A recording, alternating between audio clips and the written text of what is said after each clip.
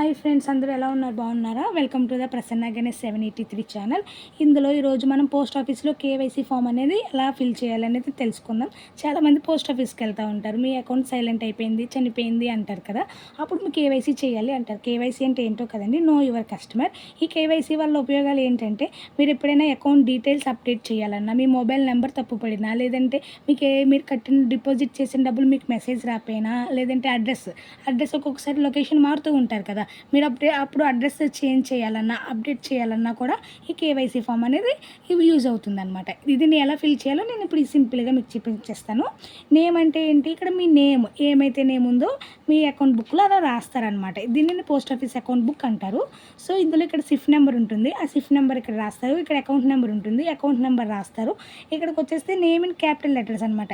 మీ name అనేది ఆధార్ కార్డులో ఎలా క్యాపిటల్ లెటర్స్లో ఉందో, సో క్యాపిటల్ లెటర్స్లో రాస్తారు. ఇదంతా ఇక్కడ మీ హౌస్ అడ్రస్ రాస్తారు. Mobile number, Aadhaar number and district, state, pan card number రాసిన తర్వాత ఇక్కడ మీరు ఒక సిగ్నేచర్ చేస్తారు. ఇక్కడ సిగ్నేచర్ అండ్ ఇక్కడ సిగ్నేచర్ అప్డేట్ చేస్తారు. తర్వాత ఇక్కడ ఒక ఫోటో, మీ పాస్పోర్ట్ సైజ్ ఫోటో ఉంటుంది కదా, ఆ ఫోటో ఒకటి అటాచ్ చేస్తారు. అంతట్టు ఒక Aadhaar card xerox, pan card xerox కూడా మీరు తీసుకెళ్ళి దాని మీద సంతకాలు పెట్టి అక్కడ ఉన్న పోస్ట్ ఆఫీస్లో ఉన్న సబ్ పోస్ట్ మాస్టర్ గారికి మీరు ఇచ్చినట్లయితే కేవైసీ అనేది అప్డేట్ అవుతుంది. సో ఈ ఇన్ఫర్మేషన్ కానీ మీకు నచ్చినట్టయితే please like, share and subscribe. Thank you.